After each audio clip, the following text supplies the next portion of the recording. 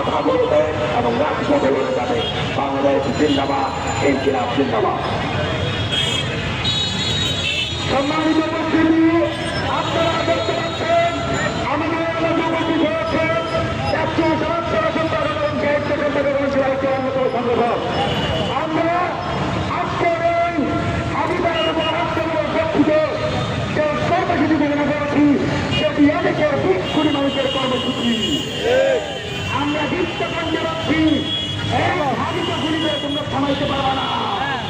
সরকার হলো 30 কোটি দিল্লির বিরুদ্ধে, আধিপত্যবাদের বিরুদ্ধে বক্তব্য দেওয়ার জন্য অনুরোধ করছি। আমাদের জুয়ারের অন্যতম সংগঠন, জুয়ারের অন্যতম প্রেরণা ছাত্রনেতা এবি জুবায়ের বক্তব্য রাখবেন। জুয়ারের অন্যতম সংগঠন এবি জুবায়ের। বাঙালি ছাত্র জনতা, মুসলমান কখনো মৃত্যুকে ভয় পায় না, মৃত্যুকে ভয় পায় না। আমাদের ভাই হাবিব যদি আল্লাহ হায়াতে না রাখেন তিনি শহীদ হবেন, আর যদি হায়াতে রেখে থাকেন হাবিব ফিরবে ইনশাআল্লাহ। আদালতের শক্তি নিয়ে হাবিব ফিরবে।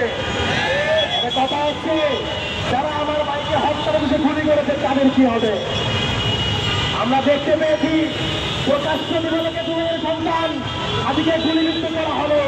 30 ঘন্টা পার হয়ে যাচ্ছে, এখনো পর্যন্ত অপূর্ব উপদেষ্টারা এখনো পর্যন্ত চিহ্নিত খুনিদেরকে গ্রেফতার করতে পারে নাই।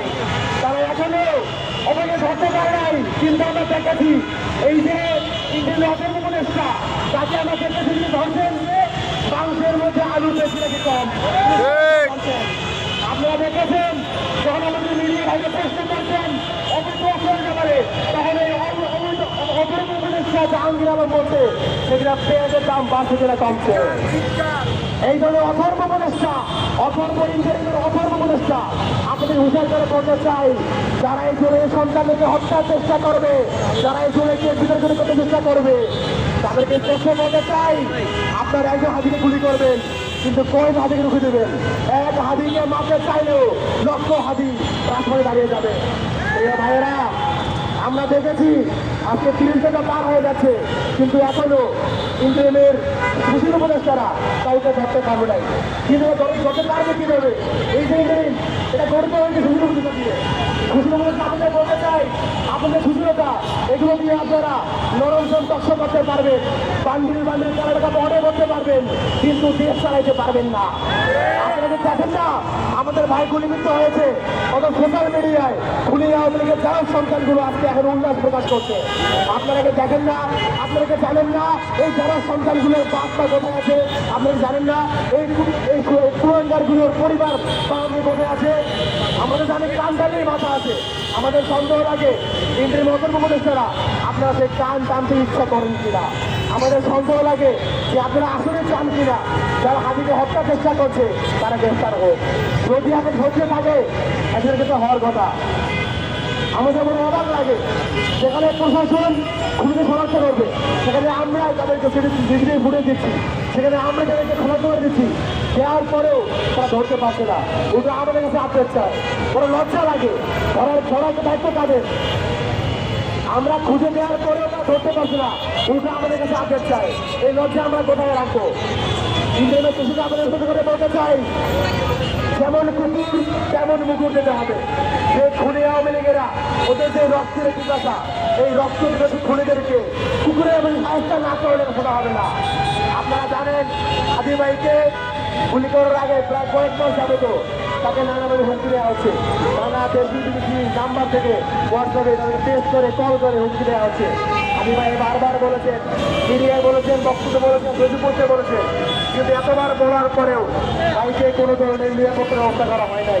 আজকে হাজির করে আমাদের ডাকসু বৃহস্পতি ক্যাম্প সহ আমাদের অনেকেই এরকম হোয়াটসঅ্যাপে হুমকি দেওয়া হচ্ছে। এখন আমরা কার কাছে নিরাপত্তা চাইব? অনেকে আমাদেরকে বলছেন সাবধানে থাকবেন, সাবধানে ফিরে থাকবো।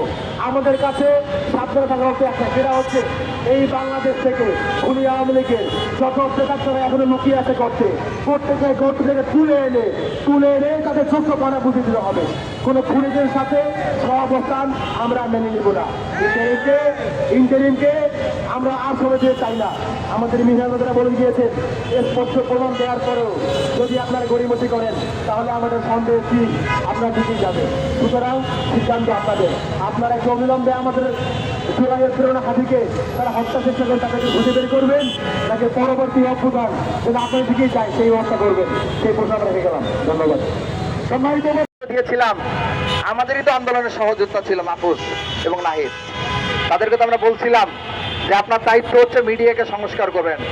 1 বছরে আপনার দায়িত্ব পালন করছেন, মিডিয়ার আপনারা কি টিকিটা ফিরছেন আমরা সেটা আপনার কাছে প্রশ্ন রাখতে চাই। এই গুলি করার পরে গতকালকে যখন গুলি করেছে সন্ত্রাসীরা, তারপরেও একটা পত্রিকা সকালবেলা নিউজ করেছে যেন এটা কোনো ঘটনাই না, এরকম করে হত্যাকারীদেরকে দায় মুক্তি দিয়ে নিউজ করেছে। আমি নাম বলবো না, কারণ বাজারে তার অফিস। আমরা আজকে একটা স্লোগান দিছি যে Delhi back media, India back media, ভেঙে দাও, গুড়িয়ে দাও।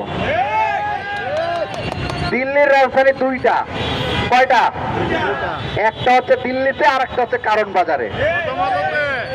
আমরা আজকে হুঁশিয়ারি করে বলে দিচ্ছি, আজকে শুধুমাত্র হুঁশিয়ারি করে বলে দিয়ে যাচ্ছি, যদি এই মিডিয়া যদি তার দালালি করা না থামায়, যদি একের পর এক জুলাই বিপ্লবীকে এভাবে হত্যাযোগ্য করে তোলে, আর একটা দলকে ফেসিবাদী হয়ে ওঠার সিঁড়ি হিসেবে ব্যবহৃত হয়, আর একটি দলকে ফেসিবাদী হয়ে উঠতে অনুপ্রেরণা দেয়, নিউজ করার মাধ্যমে গুম খুনের রাজনীতি, গুম খুন হত্যাকারীদেরকে দায় মুক্তি দেওয়ার চেষ্টা করে, আজকে তো শুধুমাত্র হুঁশিয়ারি করে দিয়ে যাচ্ছি।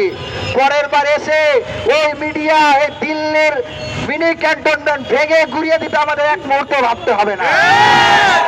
যদি এভাবে অব্যাহতভাবে আপনারা দালালি করতে থাকেন, এভাবে যদি লীগকে পুনর্বাসন করতে থাকেন, শেখ মুজিবকে বিশ্বাসঘাতক বললে, জাসদ নেতৃবৃন্দকে হত্যা খুন করেছে সেই খুনি বললে, দুর্ভিক্ষে লক্ষাধিক মানুষকে হত্যা করেছে হত্যাকারী বললে, যদি আপনাদের গায়ে লাগে, মায়া কান্না হয়, যদি আনিস আলমগীররা মিডিয়াতে এসে বক্তব্য দেয়, এই ধরনের ধারাবাহিকতা যদি একের পর এক অব্যাহত রাখেন, যদি আওয়ামী লীগের বয়ানগুলোকে আপনারা পুনঃপ্রতিষ্ঠা করার একের পর এক চেষ্টা করেন, পরের বার এই গণতান্ত্রিক মিছিল থাকবে না, পরের বার প্রত্যেকের হাতে হবে লাঠি এবং আপনাদের এই মিনি ক্যান্টনমেন্ট ভেঙে ঘুরিয়ে তছনছ করে দেওয়া হবে।